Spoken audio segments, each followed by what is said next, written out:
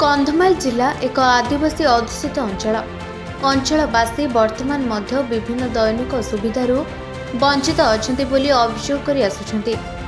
बीजेडीर 24 वर्ष शासन और बीजेपीर 1.5 वर्ष शासन भी मौलिक सुविधार वंचित अच्छा। क्षीर उतुरिले चुली को कहला परी अत्यधिक कष्ट सह्य न करि शेष में राज्य रास्ता को ओह्लाउछंती। आज ठीक एक ज्वलंत उदाहरण देखा मिली बालीकुड़ा ब्लॉक अंतर्गत सिंधिरी गाँ पंचायत माणिकुटीर शताधिक महिला और पुरुष स्थानीय कल्याणी मंडप ठारू एक विराट शोभायात्रा बाहरी बालीकुड़ा उपजिलापाल जरिया मुख्यमंत्री पाखक एक दाबीपत्र प्रदान करिसेंती।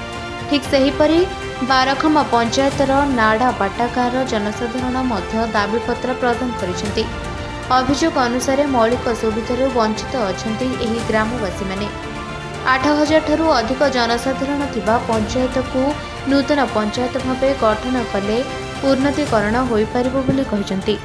आज देखो वर्तमान सिंदरिगा पंचायत मु सरपंच भाव दायित्व नहीं अच्छी। वर्तमान आमर एवं पाखापाखि 2027 सरवा पर्यंत अच्छी। आम माने विभिन्न गाँ को आम सब आमर 15 गोटी वार्ड अच्छी। सब गाँ को आम देखी बुली विकास चिंता करी आम गोटे चिंता कलु ना यहाँ जनसंख्या वृद्धि हो गलानी। आमर निहाती विभाग पंचायत हेबा दरकार बोली आम चिंता कलु। चिंता करी आज यही मुख्यमंत्री उद्देश्य आज आम उपजिलापाल मैडम को आज दाबीपत्र प्रदान करिअछु।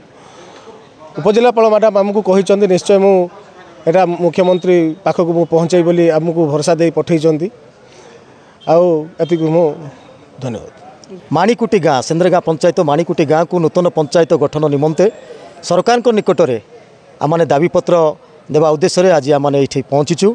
उपजिलापाल मैडम को जरिया माननीय मुख्यमंत्री को दाबीपत्र प्रदान करा जायछि। वास्तव में आपड़ जदि सिंदरगा ग्राम पंचायत कथा जदि चिंता करेंगे ताहले सिंदरगा ग्राम पंचायत जनसंख्या 8,000 ऊर्ध्व हम। बर्तमान जदि सर्वे करा 8,000 ऊर्ध्व हम। प्राय 5 किलोमीटर ऊर्ध्व लोक घाटी नदी नाड़ पहाड़ बण डेई विपद संकुल अवस्था पंचायत सिंदरगा ग्राम पंचायत को कार्यालय को तांकर मौलिक सुविधा आसी था। रेशन कार्ड हो आमर किरोसिन हो भत्ता टंका हो जॉब कार्ड समस्या हो ए समस्त समस्या नहीं पंचायत को जिते बड़े आसी था से बहुत नयांत होता। तेणु विशेषकर आमने आपण मान जरिया माननीय मुख्यमंत्री को अनुरोध करुचु जे माणिकुटी गाँ को नूतन पंचायत जदि गठन कराले सिंदरगा पंचायतर उन्नति होगा सहित विकास होगा सहित माणिकुटी गाँव 10 गोटी गाँव लोक उपकृत होंगे।